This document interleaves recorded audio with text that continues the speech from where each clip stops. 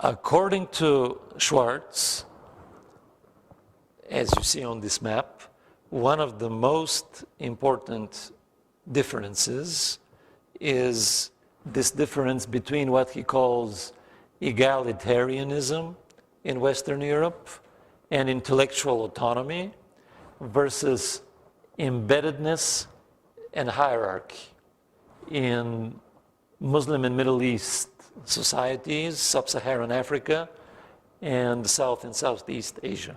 What does that mean? Egalitarianism means equal opportunities and rights for everybody.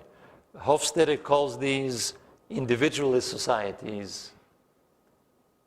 These are societies in which every individual has specific individual rights, and nobody is above anybody else because he or she is a special individual.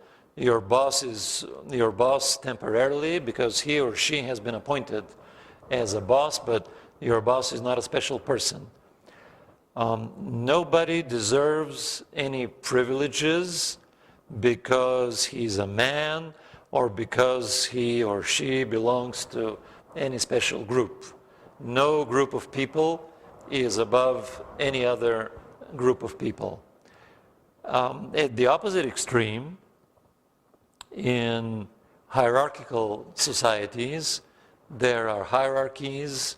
For example, in India, they have castes, even though they're not official, they're not legal anymore. People still have this concept in their heads that some castes are above other castes. Some people have privileges because of their origin, because they are simply different people. This was the case in Europe in the past. There was an aristocracy, and the aristocracy believed that they deserved privileges simply because they were different. They were aristocrats. Autonomy means freedom.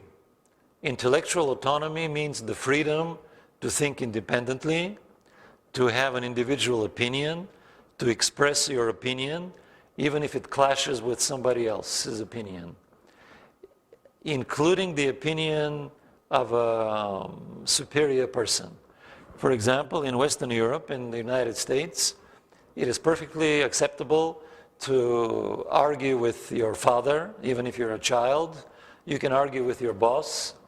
You can argue with the prime minister and the president of the country. You can express your disagreement. At the other extreme, however, in South and Southeast Asia, for example, it is not acceptable to argue with somebody in a superior position, and it's not acceptable to criticize what is considered sacred. In the Western world, nothing is so sacred that it cannot be criticized.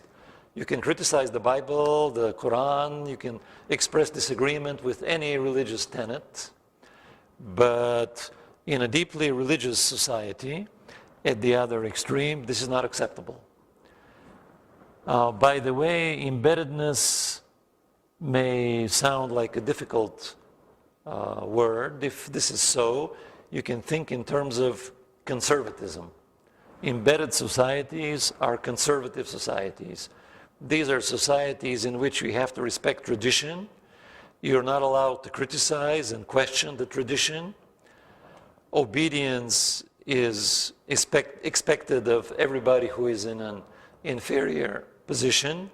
When your boss tells you to do something, you cannot question the order of your boss. You're expected to do what you're told. And this creates major differences and misunderstandings in cultural management. When managers from Western Europe go to one of those countries at the other extreme, South and Southeast Asia, Africa, the Middle East, they expect that their employees will behave in the same way as in the West. They will take initiative and responsibility. Instead, the local employees expect to be told what to do. And this really exasperates Western managers. Likewise, it is very difficult for a European or American professor to teach in Asia, because in Europe and in America, the students are expected to participate in class, they're expected to ask questions, they're even encouraged to challenge what the teacher says and argue with the teacher.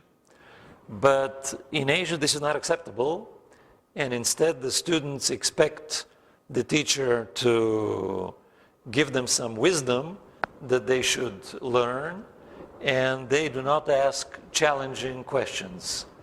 Professors from Europe and the United States find this very difficult. They find that the Asian students are very intelligent, but they do not ask questions on their own, and it's difficult to understand why this is so, but the answer is because of the local culture.